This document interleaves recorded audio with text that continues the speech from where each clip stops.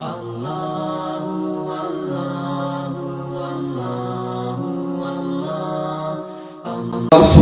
ڈوب رہے تھے، دینا دیا اللہ ہی جانے ہو۔ تو دل کو بنانا یہ سب سے مشکل کام ہے، اس لیے عربی میں قلب کہتے ہیں دل کو، الٹنے پلٹنے والی چیز، کہ دل ایک جگہ قائم نہیں رہتا، کبھی کیا اس میں خیال آ رہے ہیں، کبھی کیا آ رہے ہیں، کبھی کیا آ رہے ہیں۔ تو مشائخ کہتے ہیں کہ دل کو قابو کر لو۔ ویسے پورے جسم میں انسان کا دل جو ہے نا وہ فیصلہ کرتا ہے۔ بس آپ نے کھانا کھایا ہوا ہے، کوئی آپ کو کہے قورمے بریانی کھا لو تو آپ کہیں میرا دل نہیں چاہتا، حالانکہ لقمہ توڑ کے اپنے منہ میں ڈالیں، دانتوں نے چبانے ہیں اور پیٹ کے اندر جانا ہے، روٹی دل کے اندر تو نہیں جانی نا، لیکن فیصلہ کون کر رہے ہیں؟ دل کر رہے ہیں کہ نہیں میرا دل نہیں چاہتا۔ اسی طرح کوئی کہے کہ آئے سیر کو چلتے ہیں فلاں جگہ پارک میں، وہ کہتا نہیں جی میرا دل نہیں چاہتا، حالانکہ چل کے کس نے جانا ہے؟ پاؤں نے، لیکن فیصلہ کون کر رہا ہے؟ دل کر رہے ہیں۔ تو یہ دل جو ہے نا یہ پورے جسم میں سردار ہے۔ تو انبیاء کرام نے دل پہ محنت کی، مشائخ بھی دل پہ محنت کرتے ہیں کہ دل بدست آور کہ یہ حج اکبر است، کہ دل کو قابو کر لو، یہ حج اکبر کی طرح اہم ہے۔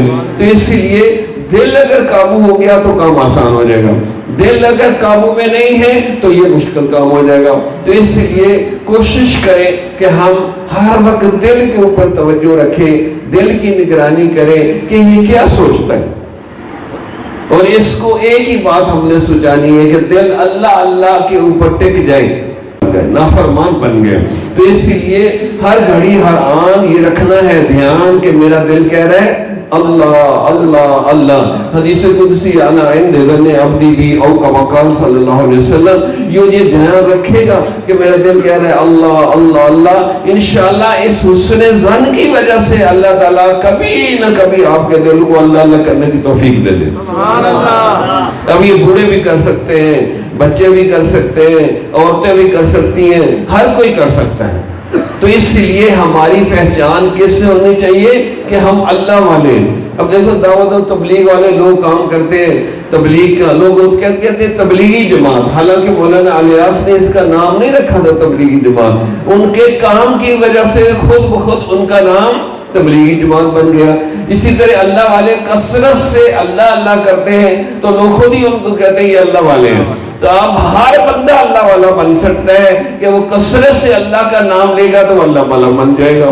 اس کا آسان طریقہ ہے کہ اللہ کے نام کو بولے، اللہ کے نام کو دیکھے، اللہ کے نام کو سنے، اللہ کے نام کو دل میں گزارے، اللہ کے نام کو قرآن میں ڈھونڈے، تو جب انشاءاللہ اللہ کے پیچھے آپ پڑ جائیں گے اللہ کے نام کے تو اللہ ضرور آپ کو مل جائے گا۔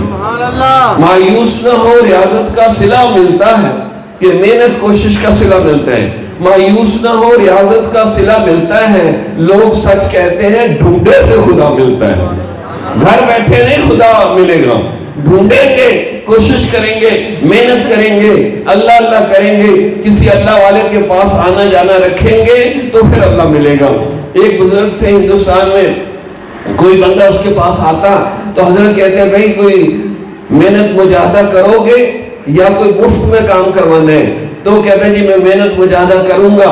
تو حضرت اس کو ذکر بتاتے اللہ اللہ کرو، لا الہ الا اللہ کرو، استغفار دروشی پڑھو، تلاوت کرو۔